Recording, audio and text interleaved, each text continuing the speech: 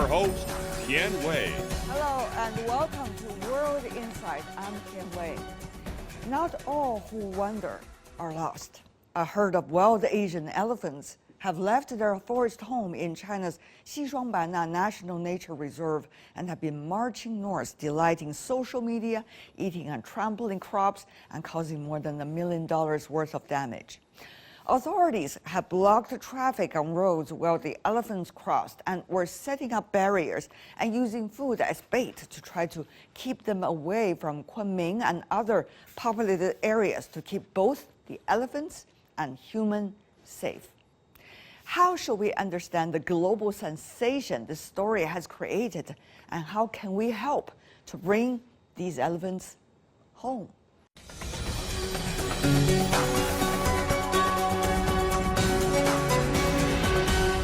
For biodiversity and wild elephant migration in Beijing, Dr. Zhu Chunquan, the China head of Global Platform for Public Goods with World Economic Forum. In Xishuangbanna, we're very glad to be joined by Himsa Campos Axis, who is a principal investigator at the Xishuangbanna Tropical Botanical Garden, who specializes in elephant. Good to see you, sir. And Professor, he is also at the Chinese Academy of Sciences. In Beijing, last but not least, Yi Yangshen, Senior Energy Consultant of Asian Development Bank. I want to start by go to you, Himsa, because you've been doing elephant research for 2 decades, and you are following the latest story regarding this herd of 15 elephants. Tell me more about how you see the latest development. What we are seeing here is a group of elephants dispersing away from the natural home range. So I think it's important to understand this is not a migration episode. And I know people are talking about migration, but we are not aware of any migration behavior among Asian elephants nowadays. This is a bit different. This is a dispersal behavior. This is when animals leave the home and they go somewhere else that they don't know. So then these elephants decide to leave the home for some reason, but they don't know exactly where they're going. They're not looking for a particular place. They're looking for a suitable environment to establish and maybe create a new environment, a new home range, or maybe eventually try to come back to the place.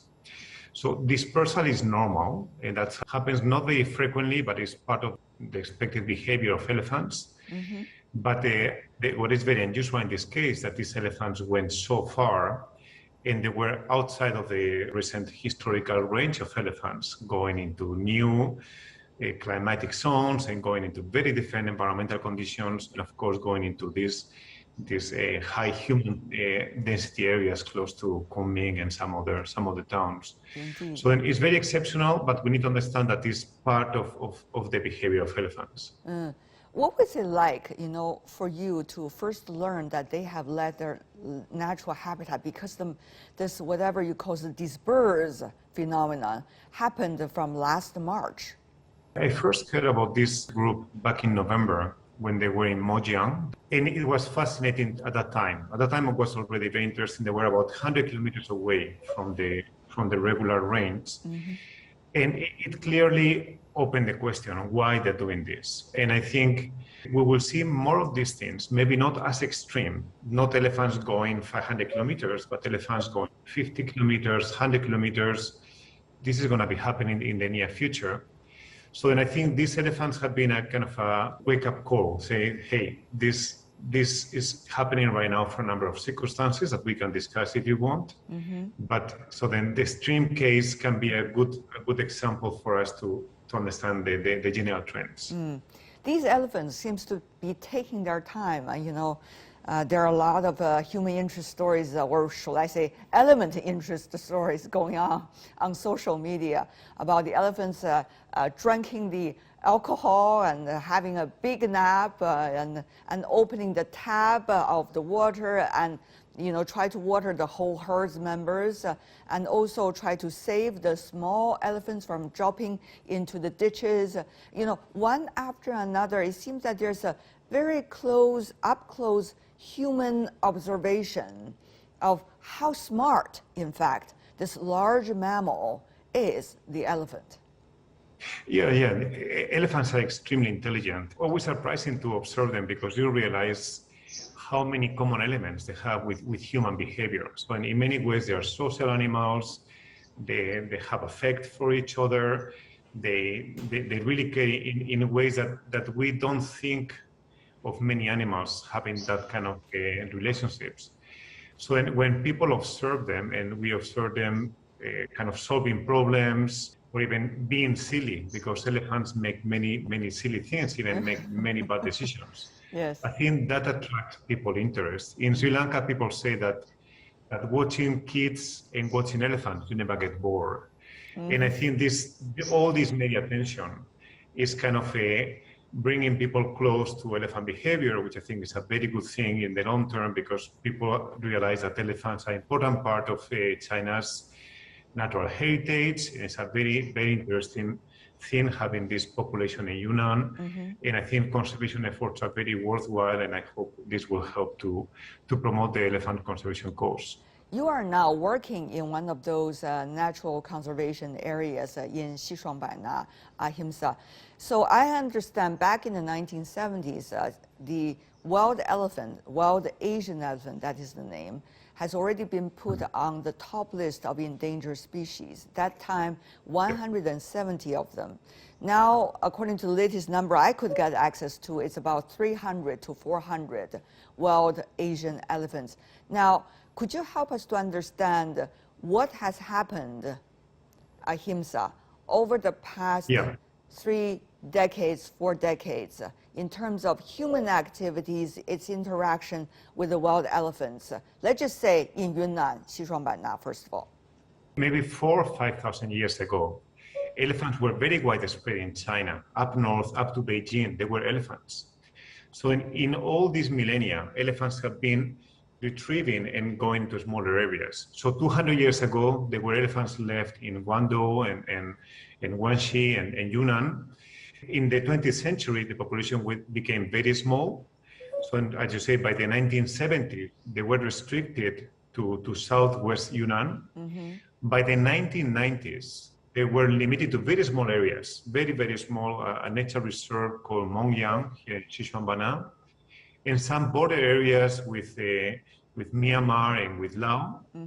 But then several things happened. We're dealing with very complex system. But something very important happened is that elephants became protected, and they were protected on paper, but also in reality. So since the mid-1990s, elephants began to increase in numbers, but also expand geographically from these small areas that have been coming out and going out. So then elephants became protected. By being protected, they were breeding, and they were beginning to increase in numbers. As they increased in numbers, they began to go to new areas, and they found it was safe. So then they realized that they could go to places that maybe 20, 30 years ago would have been dangerous for them. So they began to go more into human-dominated landscapes. And what happens there is that there is a lot of food for elephants. Elephants love our crops. So they found a huge amount of food, and then they lost fear and continued to expand. So what we have now is a growing population. This is very good. We want the elephant population to increase. But of course, this comes with some side effects. So I think what we have is that conservation is working. I think the ecological civilization is happening. At least for elephants, things are much better now than they were 40 years ago. And I will claim that there is no safest country for an Asian elephant than China. Do you see the habits, the living standards, and also the interactions among the herds of wild Asian elephants have been changing at all? The elephants living in Xishuangbanna, I think they lost fear. Before, elephants used to be very scared of people, and they will avoid coming close to people because it was dangerous for them. But now it's not really dangerous. So then they learn that, because elephants, their behavior is very flexible and they can learn. So once they learned it was safe, and also they learned that there's plenty of food outside, they went out from the natural habitats, and then they began to consume these crops. And what I can tell you from a biological point of view is that these elephants, in general, they are very well fed. So the body condition is very healthy. The condition is good. They have many babies, which indicates that they are doing very well physiologically. And then the geographical expansion means that the conditions being favorable for them. Right. So then they change their behavior by being less shy and not avoiding people as much as they used to do before. Right. We noticed this herd of elephants. Quite a number of big elephants, grown-ups, but there are smaller elephants. There are leading elephants. There are also male elephants that are trying to accompany the whole herd. How does that work? Let me just describe basically what is an elephant, okay? An elephant is a very big animal whose life is basically finding food. And once a while finding mates. But because elephants have not natural enemies or no natural predators, all the life is just finding food, which is a very difficult task. So when elephants are in a natural environment, particularly in a tropical rainforest, they don't find much food. So to find food, they have to move every day over big areas, and they have to make a strong effort and eat many different things to fulfill the diet. So then an adult elephant might consume maybe 150 to 100 kilograms of wild plant material every day. I see. But when elephants can consume crops like rice or corn, they could get the calories much faster. So maybe they can consume all the calories, let's say in 6 hours or 8 hours. In the wild, they might spend 17 hours a day feeding. I see. So in these elephants that are eating crops, they have more free time to do other things. The way they travel, what we don't know, and that's one of the things that really fascinate me is the navigation skills. We don't know how they can identify the areas, but we know they are very good at navigating. We suspect they have some kind of mental map of the places they know. Oh, I see. So in most cases, they can go over long distances and they will know how to come back. The herd that has gone north, they don't know that environment. They left the natural, any memory they could have was lost maybe around May last year. So then for the last year, they have been moving in areas that they don't know. They don't know where they're going. And I suspect they will not be able to find a way back if they try to do. I think they will have to find a new place to establish. And the way they move, there's always the older individuals in the group, the old females, are the ones that will lead the movement. And then they will have to adjust the speed to whatever the babies can follow. The baby are the limiting factor. Yes. The babies cannot walk too fast, so the family will have to adjust to the movement of the babies. And the males, the big males, they don't belong to the family. They might join sometimes, but they normally move separately. So what we see is a family of elephants moving around looking for a place to establish. Yeah. So you see the different roles of male and females in this herd? Elephants are a matriarch-based society. So what you have is the grandmothers living with the mothers and aunties and living with the daughters and the sons. So then these are the ones who will be making the decisions and leading the group. Now I want you to be joined by two other guests. Of course, we introduced earlier, Zhu Chunchuan and Yi Yangshen. How do you see, this story become such a global phenomenon? The story of 15 elephants, this small herd. Were you surprised? Himself, for example, as someone who's been dealing with elephants for decades. Partially. So I know that people love this kind of animal stories. Then, especially when it's something very exceptional, like seeing the lion or these kind of things, become big media attractions. So then I think we need to understand that we don't want this to die after a few days of news. We want this kind of interest to somehow have an impact on how people understand conservation and what people think about living with wildlife. And these are fascinating stories, so I can understand that makes good news. It makes very good news. Mr. Shen, what about that? It seems that the whole country is dazzled by these elephants. I think this is good that, people pay attention on this wild animal. That also shows that, people love those animals. So I hope they will, in their adventure, they will find new home, or as the expert saying, we will have a bigger, natural reserve zones for them. But one of the things we need to bear in mind, Dr. Zhu, is that it is because human protection For example, this time the herd, all the counties and the rural areas that made their trip to actually have been purposefully preparing food for them and making sure that they have their corridor to walk around without hurting human beings and making sure they have a sustainable way forward. How do you see these kinds of human efforts? You know, on the one hand, it's certainly applaudable to protect animals, but on the other hand, how to set the boundaries of human activities and interactions with wild animals? In the past decades, the significant increase of the general public of wildlife conservation in China, I think that's very positive. And the second, I think this people live like elephant and also animals, that's also reflects the awareness of the general public. I think that's all also positive. But I think this I think will be good if leave the animals alone and follow their nature, features and the biological behaviors. Ahimsa, you were talking about this, the so-called side effect, right? That the elephants are now more free-spirited because they don't think they're likely to be hurt as a result of protection measures coming in the human society. And they also could have easier access to food because humans, in a way, want to prepare some food for them. So how do you see efforts like this from the conservationist perspective? Well, my message here will be that we are dealing with a very complex system, very complex problem, and that elephants are very dangerous and are very difficult to live with. So I would suggest that the individuals in the public will not try to take action, definitely not bringing food to elephants, and then let the authorities work, which I think the authorities have more information, they're doing a good job, and I think it's much better not to have too many people trying to intervene because that can backfire.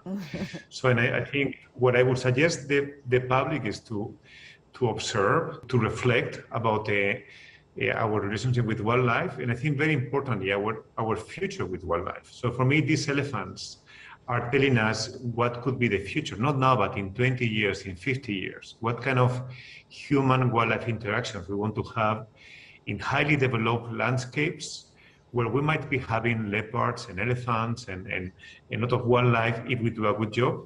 But being together also brings problems, okay? Mm-hmm. So I think we need to understand that it is complex and there will be problems and it's not so easy to solve. Good intentions are not enough. So then for the general public, it's better to step aside and observe and let authorities do their work. Ahimsa, what you said reminds me of a scenario.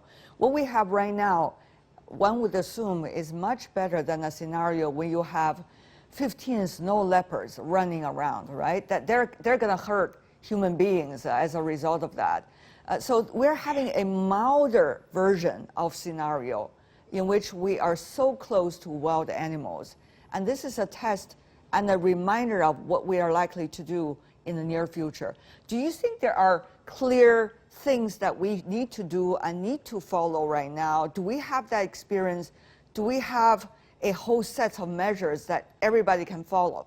My advice would be follow the instructions that you get from the authorities. For example, we're trying to identify what kind of situations lead to high risk of accident. So if you have elephants in your neighborhood, don't walk alone at night in the forest because you know it's dangerous. Watch out for the warning information. If your local forestry bureau is telling you there are elephants this night in this area, maybe you should be careful. So then I think the main thing for individuals is to understand that there is a risk and that is complex, and then solutions will involve a lot of interaction, and it's better to let the authorities to lead in this process and kind of let them communicate the local context. And finally, before we go, I do want to have every one of you, the three of you, because you volunteered to be in this panel, and I really appreciate that. Tell me more about why you love elephant and why you love this story that we are discussing together with. Mr. Zhu, briefly. Yeah, okay. I think this is really a unique opportunity for the public education and how to learn from this movement of the elephant and how to find the future way, how to harmony with wildlife. I think there are some very good methodology and do systematic conservation planning, how to living with elephant and other tiger and leopard. And I think the biggest challenge in the future is the human wildlife conflict. And as long as this great effort for the nature conservation and also to promote the eco-civilization in China. Mr. Shen? Well, I think although we have some security issue when we approaching these wild elephants, but on the other hand, I do see the progress in China for protecting the wild animal and ecosystem. I hope in other developing countries, this can be also the trend. And finally, Ahimsa? I can tell you, back in 2005, I was in the forest in Sri Lanka, and I was doing my master, and I had this moment of understanding in which I understood that we wanted to protect forests to conserve elephants. But I also understood that we wanted to protect elephants to conserve the forest. And this means that elephants are an ecological agent. They do things in the ecosystem. So then elephants are not just things that we conserve in isolation. We conserve them as part of a system. And when elephants disappear, that system suffers. So then I became very fascinated by the idea that elephants really help to protect ecosystems. So that was my motivation to pursue a career in elephant conservation. And if I can briefly follow on what Dr. Chu was saying, when our conservation efforts are successful, we'll have more elephants, more tigers, more leopards, and this will bring conflict with people. So human-wildlife conflict is going to be a really, really important topic. And as you know, this year, there is the COP15 meeting in Kunming, where human-wildlife conflicts are coming into the agenda formally as part of one of the targets. So that's very important to understand. Conservation will bring some side effects, and we need to bring science to deal with these side effects. Yeah. Well, listening to all of you talk about this, I'm becoming even more interested in what's going to happen the next time or next stage of this whole story, this herd of 15 elephants. We know that they are turning from north to northwest and likely to further turn. Maybe they're going back to their natural habitat. Maybe they're going to settle somewhere else. We do not know. We certainly wish them good luck, and everyone that's been interacting with them along the way, living in the area, also good luck. As they say, love would even draw an elephant through a door keyhole. I hope our love for the wild animals will eventually bring more harmony between human beings and wildlife. Thank you so much for the three of you for your wonderful contribution.